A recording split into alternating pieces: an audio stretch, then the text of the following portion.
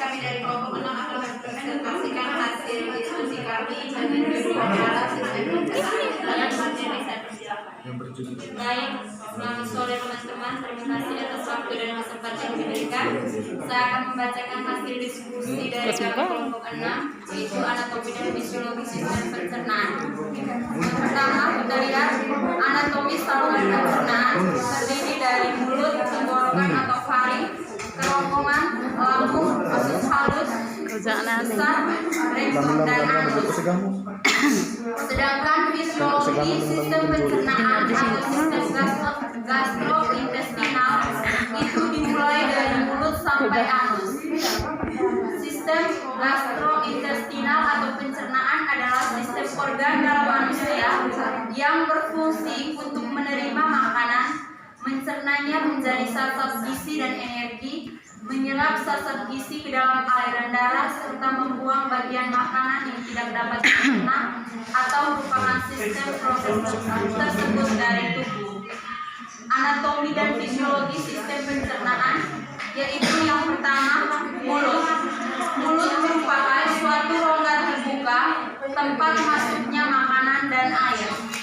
Mulut merupakan bagian awal dari sistem pencernaan lengkap dan jalan masuk untuk sistem pencernaan yang berakhir di anus.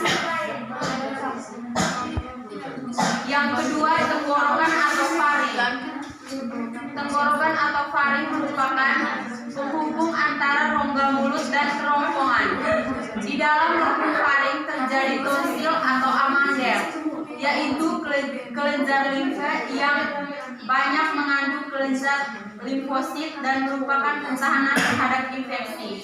Di sini terletak persimpangan antara jalan nafas dan jalan makanan. Letaknya di belakang rongga mulut dan rongga hidung, di depan ruas tulang belakang, atas bagian depan berhubungan dengan rongga hidung, dengan perantaraan lubang bernama wana, keadaan tekak berhubungan dengan rongga mulut dengan perantaraan lubang yang disebut isthmus fausio. Yang ketiga, kerongkongan atau esofagus. Kerongkongan adalah tabung berotot pada yang dilalui sewaktu makanan mengalir dari bagian mulut ke dalam lambung.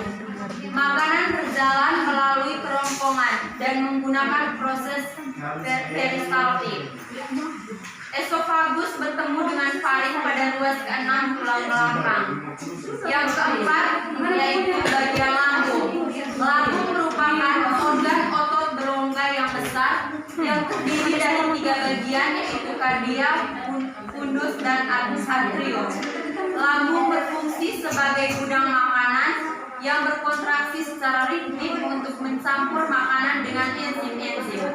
Sel-sel yang melapisi lambung menghasilkan 3 zat penting, yaitu lendir, asam klorida atau HCl, dan prekusor pepsin atau enzim yang membedakan protein. Yang kelima adalah usus halus atau usus kecil.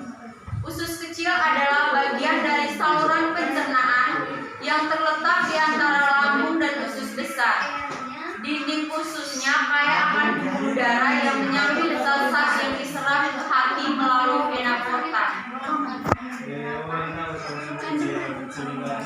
Usus halus terdiri dari 3 bagian, yaitu usus 12 jari atau duodenum, usus kosong atau jejunum, dan usus penyerapan atau ileum.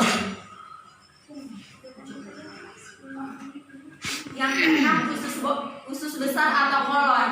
Usus besar atau kolon adalah bagian usus antara usus buntu dan rektum. Fungsi utama dari usus besar adalah untuk menyerap air dari feses. Usus besar terdiri dari kolon ascendens atau kanan, kolon transversum, dan kolon descendens atau kiri. Yang terakhir, rektum dan anus. Rektum adalah sebuah ruangan yang berawal dari ujung usus besar atau setelah kolon sigmoid dan berakhir di anus. Organ ini berfungsi sebagai tempat penyimpanan sementara feses. Biasanya rektum ini kosong karena tinja disimpan di tempat yang lebih tinggi, yaitu pada kolon descendens. Jika kolon descendens penuh dan tinja masuk ke dalam rektum, maka timbul buang air besar atau BAB. Selanjutnya kelainan dan gejala pada sistem pencernaan.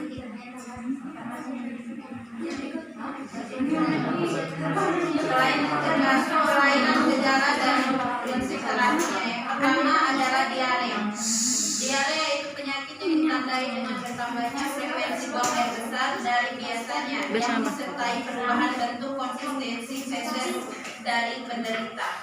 Gejala diare biasanya yang pertama mual, pusing, demam, kembung, kehabisan cairan, tubuh menjadi lemas, menderita asam, menderita kram perut, dan buang air besar terus-menerus.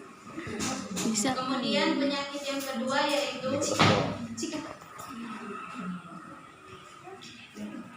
gastritis.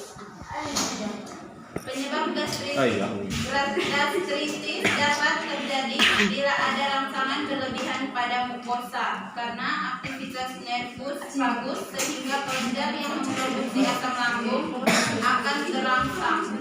Mukosa juga dapat teriritasi oleh obat seperti aspirin atau steroid.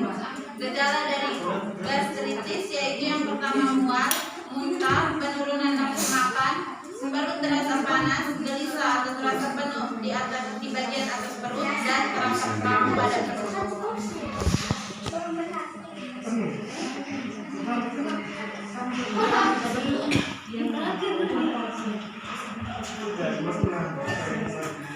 Selanjutnya kami berikan kesempatan kepada teman-teman untuk bertanya.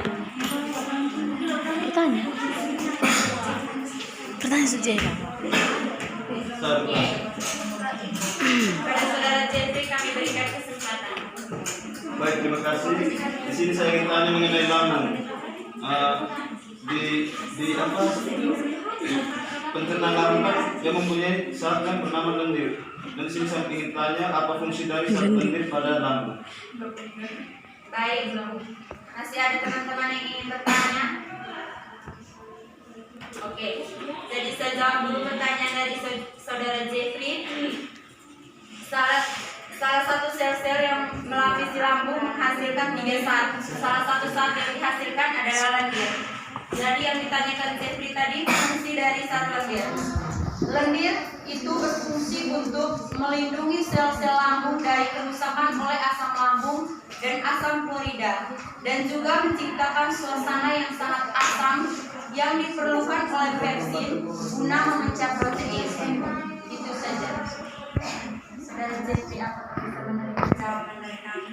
Bisa, terima kasih. Ada pertanyaan lain lagi? Belum ada. Tidak ada lagi. Oke, baik. Sebelum mengakhiri materi kami hari ini, saya akan bacakan sedikit ringkasan dari materi kami, yaitu sistem pencernaan terdiri dari saluran pencernaan atau alimentasi, yaitu tuba maskular panjang yang membentang dari mulut sampai ke anus, dan organ-organ aksesoris seperti gigi, lidah, kelenjar saliva, hati, kantung empedu, dan pankreas. Saluran pencernaan yang terletak di bawah area diafragma disebut saluran gastrointestinal. Fungsi sistem pencernaan, fungsi utama sistem ini adalah untuk menyediakan makanan, air, dan elektrolit bagi tubuh dari nutrisi yang dicerna sehingga siap diabsorpsi. Demikian materi dari kami. Sekian dan terima kasih.